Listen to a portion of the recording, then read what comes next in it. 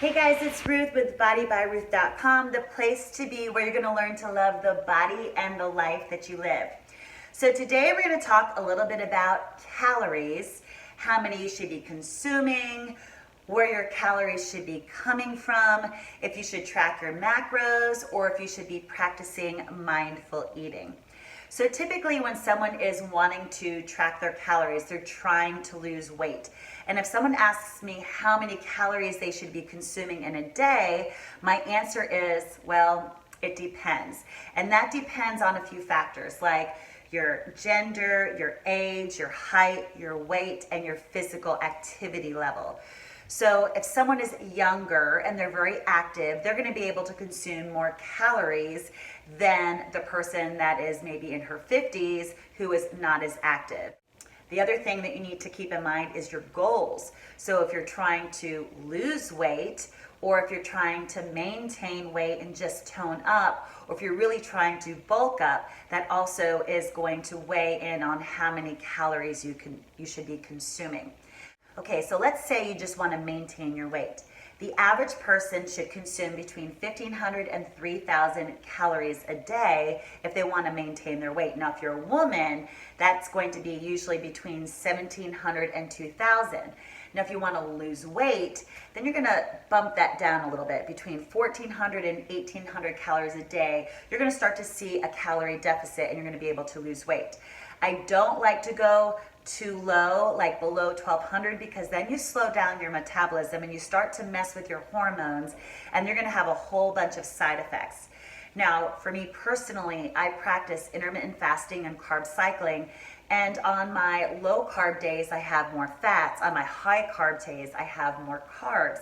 So I do have a slight difference in my day-to-day calorie intake because I have different calorie levels on each day, and that's okay. But for a long extended period of time, you want to make sure you're not dipping below that 12 or 1,300 calorie mark, especially for women, because we really mess up hormones and your metabolism as a result. All right, so let's talk about how our body burns calories.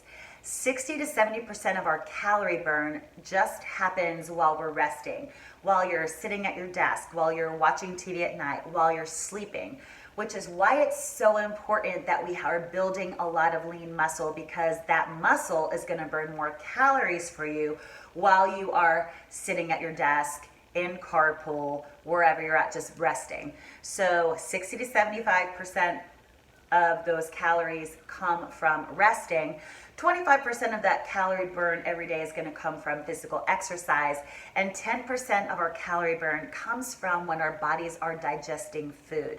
So keep that in mind as you're considering how your body is burning the calories that you're consuming. All right, so let's talk a little bit about how we would track calories. So if you're just getting started, I do recommend using something like MyFitnessPal, where you can really see what you're putting into your body. It'll tell you how many calories are in the foods that you eat. It also allows you to put in your exercise. It allows you to give a goal weight, so then it'll tell you how many calories you should be consuming a day.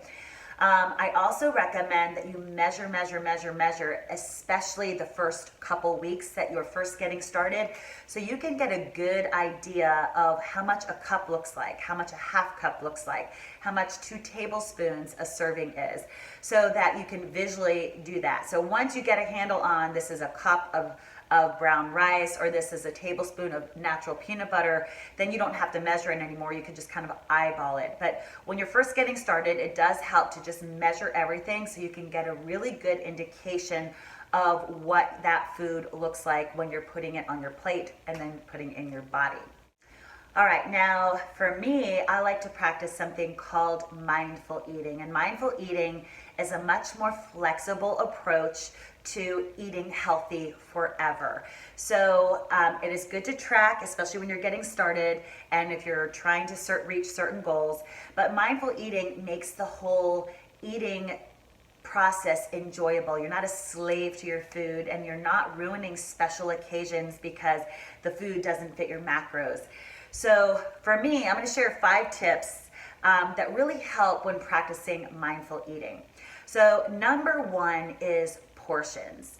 When you are eating, it's very important that you are aware of what a portion looks like. Again, I talked about measuring your food, understanding, reading the labels. If something says a serving size is a half a cup, are you really eating a half a cup? You got to know what that serving size looks like. So one of my favorite little tricks at helping you identify your portion size is something you have with you all the time, and that is your hand. So if you're looking at your macros, your proteins, your carbs, and your fats, use your hand as a guide.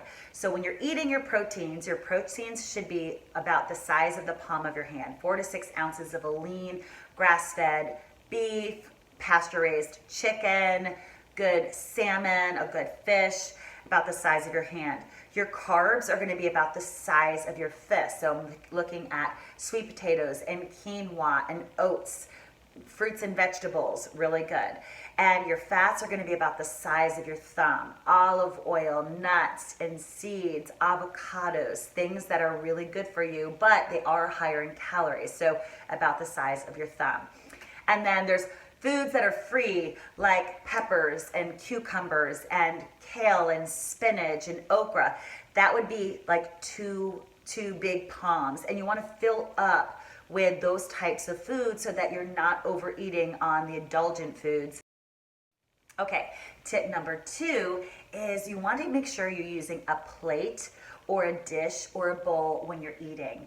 So the last thing you want to do is just graze and put your hand in a bag of chips or take the carton of ice cream over to the couch and just mindfully eat while you're watching your favorite show and binging on Netflix, okay? So if you're going to have an indulgence, maybe you want a little bit of ice cream, a half a cup typically is your serving. Put it in a small dish, okay? If you're going to have some soup, make sure you have it in a bowl. If you are just having your dinner, we use smaller plates.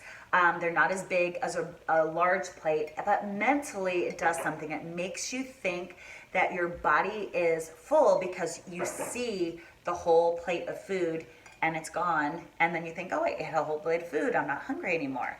So smaller plate is a good trick.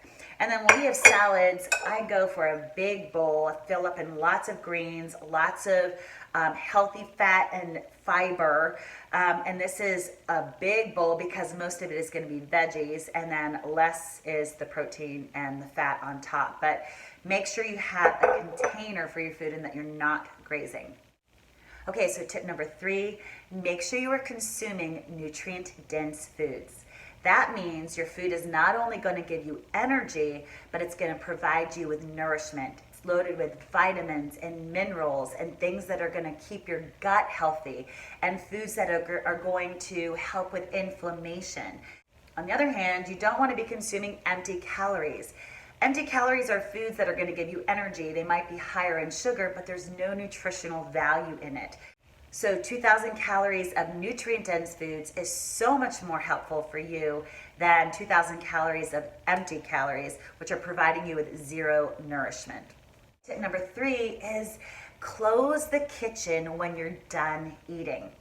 So if you have dinner around 6 and you want a snack after you eat, you can have a light snack at 7, but then close the kitchen when you're done. It's really important that when you're done eating, that you are done eating. If you clean your kitchen up, you don't want to mess it up again. If all the dishes are put away, you don't want to get anything else dirty. So close the kitchen when you're done. And tip number 5 is to eat slowly. So every time you take a bite, try to chew 22 to 25 times before you swallow. Engage in a conversation.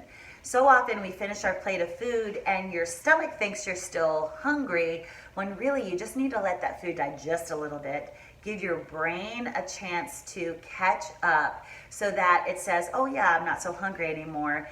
And it really takes between 15 and 30 minutes for that brain to catch up. So eat slowly, enjoy conversation, and you're gonna realize that you don't need that second plate of food after all. Okay, so if I was to sum up this little conversation about calories, it would be to choose what's right for you. You can measure, you can use things like MyFitnessPal, and then practice mindful eating so that it's not something that owns you, but it's a really enjoyable experience with just enjoying food and enjoying the people around you and having a good idea of what your nutritional needs are based on your goals. Number 2 is to really work on eating high quality, nutrient dense foods and eat about 3 to 5 times a day. So if you're practicing intermittent fasting, that might be closer to 3 meals. If you're doing a traditional route, it could be 5 meals with a breakfast, a snack, a lunch, a snack, and a dinner, or a snack after dinner. Just depends, but make sure those foods are real foods. If you're doing that, you're going to enjoy the healthy living lifestyle. You're going to probably lose weight, and then you're going to be able to maintain weight without it stressing you out. And finally, the last tip would be to make sure you're drinking plenty of water every single day. 32 to 48% of the average American's calories are coming from their beverages. And worse off is those beverages are usually laden with sugar. So if you're drinking water at your meals, you're cutting out so many unnecessary calories that are coming from it even could be coming from natural sugars. So there you got it. Eat real food, eat 3 to 5 meals a day, drink plenty of water, and do what's right for you, whether it's counting calories or practicing mindful eating. Here's to loving the body you live in. If you like this video, please click like, and don't forget to click subscribe so you don't miss out on any of my tips on how to live your best life. Here's to loving the body you live in.